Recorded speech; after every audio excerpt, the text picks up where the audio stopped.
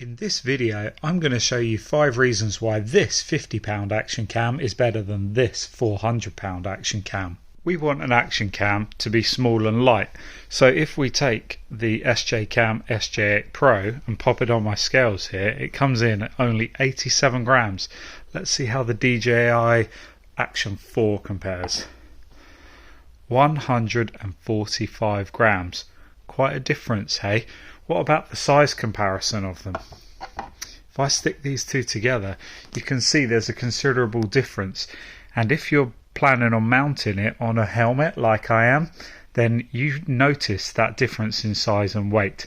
If I give you some examples, the DJI Osmo Action 4 is 70.5 millimeters wide, and it's 44.2 millimeters tall by 32.8 millimeters deep, whereas the SJ Cam is only 62.5 millimeters wide, 41 millimeters tall, and 28 millimeters deep.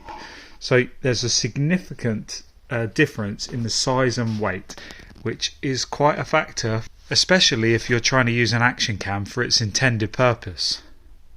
Now, because I'm not stupid, I wouldn't put this nearly £400 action camera on my helmet without it being in a case. So this adds further to the bulk, the weight and the size. It adds 30 grams extra onto the weight, and as you can see, it's considerably larger once again.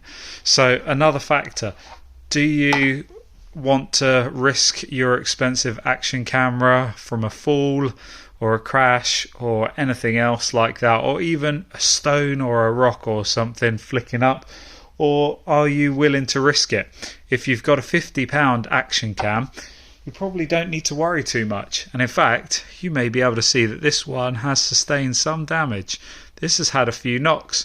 My kids have had some fun at the skate park with this camera, and it just continues to keep going and going and going, even though we don't use it in a protective case at all. These are all of the accessories that come with the SJ Cam. I think that's quite a generous package. Look at how many brackets and adapters you get, and I've used some of these extensively, and I found them all to be very high quality and on par with any other brand such as GoPro. So I think you're getting a bargain here. If you're coming from a GoPro, then you might think that DJI are quite generous with what they send, but compared to the SJ Cam, it just feels like you're not getting a lot for your money. We've got one case, we've got one charging cable, we've got a lens protector or lens cap, and we've got one adhesive bracket, and then we've got the magnetic mount that goes on the bottom of the DJI. That's all we get in the set, in the box when it arrives. Not as generous as SJ Cam, and when you're contrasting the two, it seems a little bit stingy. So where is the money going to justify the extra price of this DJI Action 4? Now let's have a full disclosure moment. The retail price on the SJ Cam SJ8 Pro is currently $199.99. It's a couple of years old though, and you will be able to get a deal, just like I did. Brand new in the box, £50 from eBay, completely sealed and unused when I purchased it. In contrast, the DJI Action 4 is currently retailing for $379.99 for the basic one, and if you try and find a deal for it, good luck to you. I've seen the Action 3 in some cases selling for more on sites like eBay than you can purchase it new directly from DJI. So there may be a large difference in the price of what I paid, but we need to have a little bit of a disclosure moment that the retail price of this SJ8 Pro is closer to half the price of the Action 4, compared to being closer to an eighth of the price, as I've suggested at the beginning of the video. Okay, I've got it out of the way, my conscience is clear. Let's review some of the footage. So if you want to use either of these cameras on a traditional tripod, then first of all, with the DJI, you will need to use the magnetic to GoPro or Action Cam style mount, and then you will need to use a GoPro or Action Cam style to 1/4 inch threaded tripod adapter. So you need 2 brackets to connect this to a tripod. This is where the SJ Cam really shines. Just built in. How simple is that? How simple is that? You just thread this onto any tripod. It's been the standard for decades. That 1/4 inch thread makes it so easy and versatile. Whereas with this, yeah, great, the magnetic base works well, but if you've got a lot of old legacy gear and you've got plenty of stuff that you want to mount the camera to, the SJ Cam just wins for convenience on that side. Can you guess which camera this is? This is camera number 1, and I am just walking on a sunny morning. It's very windy. You may be able to hear the trees, and I've got it set on 4K 25 frames per second with the electronic image stabilisation turned on.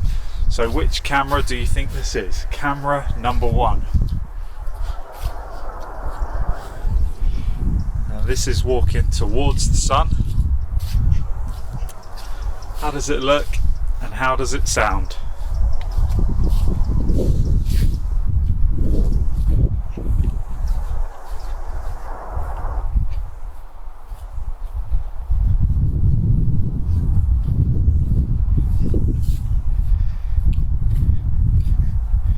And now we're in the shade. Walking in the shade, walking in the trees with some bright.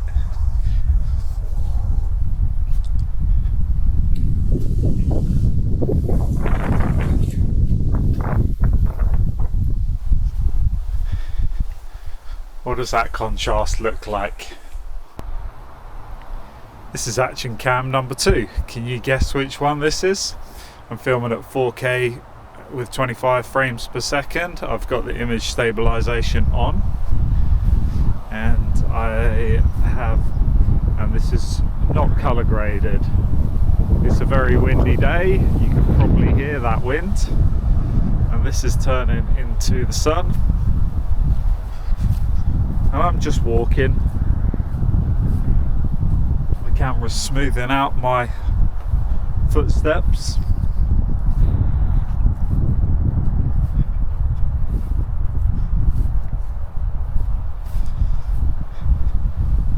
And now we're into the shade.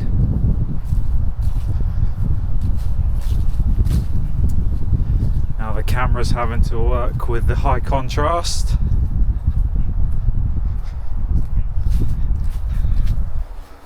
Oh, we're back into the shade. How does that look? Okay, maybe you guessed it straight away. This is the SJ Cam. This is camera number 2. And maybe you guessed it. Maybe you guessed that this is the DJI Action 4. And maybe you can see there's a big difference in the price. Alright people, clearly that's a little bit of a joke comparison. The SJ Cam is inferior.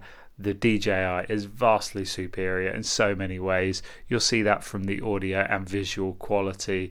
Without any tweaks, without messing around, the DJI can actually exceed what you've seen on the screen with some tweaking of some settings, with some color grading.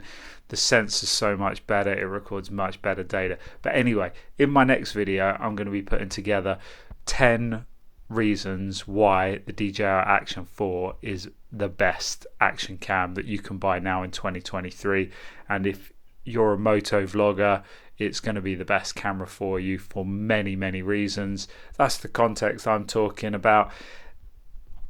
So stay tuned, that's going to be coming soon.